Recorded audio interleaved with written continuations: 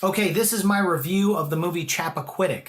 It came out in April of 2018, and I didn't see it at the theater, and I kind of skipped it when it was released on DVD and streaming. So I had done a review on Hellraiser, the 1987 film, and put my wife through that, and she said, I'm picking the next movie. She picked Chappaquiddick. So, okay, I didn't see it the first time around because it is a political thriller based on true events that happened in 1969 with then Senator Ted Kennedy. And with all the polarization of politics right now, the last thing I wanted to do was sit through a political film that could be a political hit piece or whatever. And we watched it, and it was really good. So this is a film, it was rated PG-13.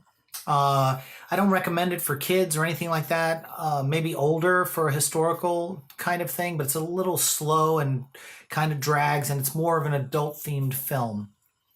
There's no nudity in it or anything like that, but it's just a drama based on true events of an accidental case where Senator Ted Kennedy was driving his car drunk at night and went off a bridge into the Chappaquiddick waterway, which is up near Martha's Vineyard.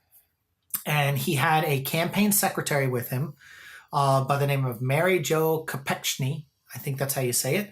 And that was played by Kate Mara, which she did a fantastic job. It was a very short part because she died early on in the film. And then all the events of how they were going to do damage control was the rest of the film. Okay, because they didn't want then Senator Ted Kennedy, who possibly would run for office as president, to have this kind of murder, manslaughter thing hanging over him. So Jason Clarke plays Ted Kennedy, and he did a fantastic job. I really enjoyed what he did with the role. He actually looked a lot like Ted Kennedy. He had the accent down. They did a great job with a hairpiece that made him look just like him. The cinematography was fantastic. I mean, they filmed in Massachusetts, which was beautiful. They did not film in Martha's Vineyard, but they had police cars and things that said Edgerton, which I thought, oh, that's cool because that's where they shot Jaws, Martha's Vineyard. Edgerton, I was looking to see if there were any locations I'd recognize, but no, they filmed it in several other locations in Massachusetts. Now, they had great period piece cars. They had costumes was great. The look of everyone was great. Even the police officer that came onto the scene with kind of like those old police hats kind of cocked a little sideways. I mean, everyone looked fantastic in this film. Okay. Let's see. So you had Bruce Dern was in the film. He did a fantastic job playing the elder Joe Kennedy, who had already suffered a stroke or was having dementia at that point and was on the downslide. He actually died 3 months after the events of what happened in this film.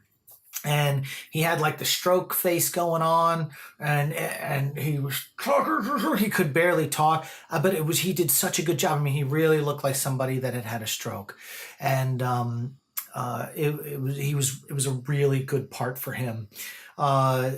Jim Gaffigan was in it. He played the Massachusetts state attorney at the time. Ed Helms was in it, and there was no comedy in this film. He played an amazing character, straight-laced.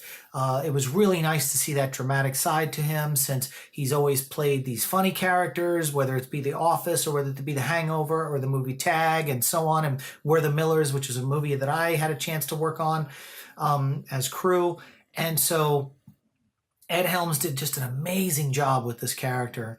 And you know, I had not seen Jason Clarke since Terminator Genesis. He may have done some things in between there.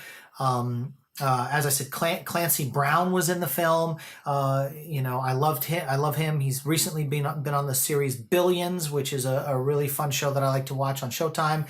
But, you know, my love for Clancy Brown started with The Highlander. And, of course, he's well known for Pet Sematary, which my wife pointed out to me and said, hey, you know, Jason Clarke is playing the role that Clancy Brown had in the original Pet Sematary in the remake, which is coming out soon. So I thought that was pretty cool. She was on point with that one.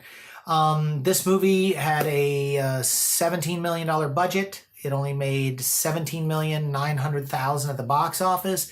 The rule of thumb, it needed to make about $28 million to break even. So it did not break even. So I would assume that all of the DVD sales and the television rights sales and streaming rights sales put this movie into the black. It's a shame. I think a lot of people had the same kind of feeling I did about the film, was that they skipped it because they just didn't want to hear politics. They didn't want to see a movie, and maybe the only audience it had was 65 and older, people that would remember the events in 1969. And but to see the behind the scenes political spinning of an accident that happened, a drunk driving accident that happened that killed someone, I don't know if they took creative liberty with it. I don't know. I didn't research the actual facts of the event, so I only have what I know from the film.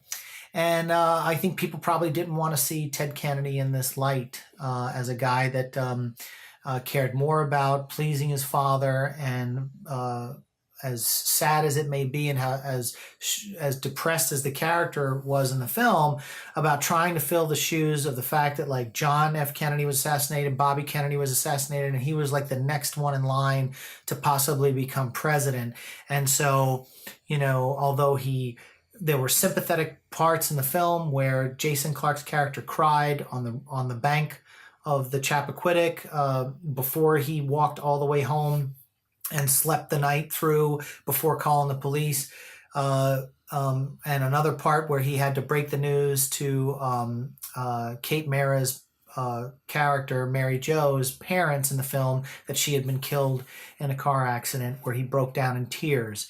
And so you felt sympathetic for this guy, because you were like, he didn't mean to do it. It was a drunk driving accident, but he cared more about how his political legacy was going to look. And although he wanted to do the right thing and take the high road and get and just come clean and take what was coming, whether it was manslaughter, go to jail, whatever, they spun this thing with a whole room of people that came in that were political spin people, lawyers, attorneys, all this kind of stuff, to interview the doctors, to come up with all this kind of stuff, to really just take this movie and or take these events and skew them so that it wasn't really his fault and they can feel sympathetic.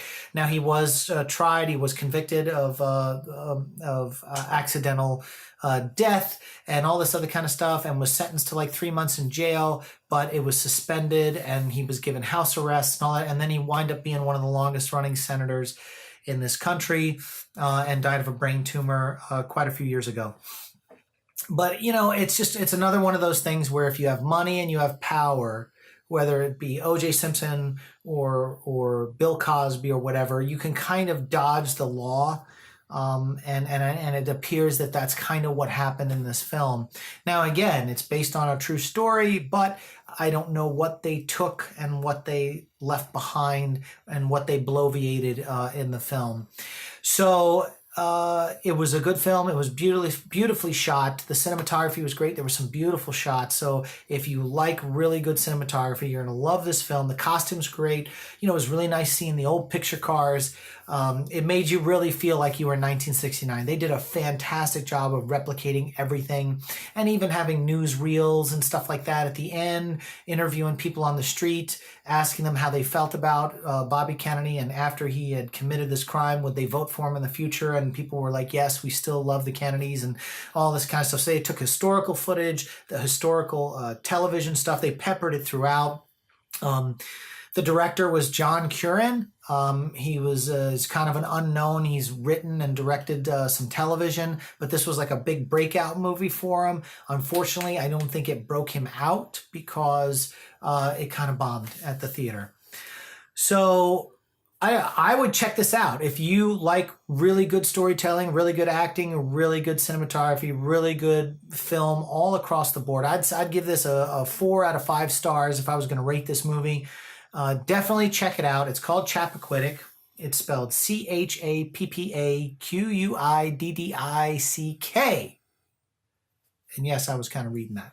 But if you want to see this movie, check it out. It's on Netflix right now. If you like this video, hit the like button, give me a thumbs up. Let's talk about it in the comments.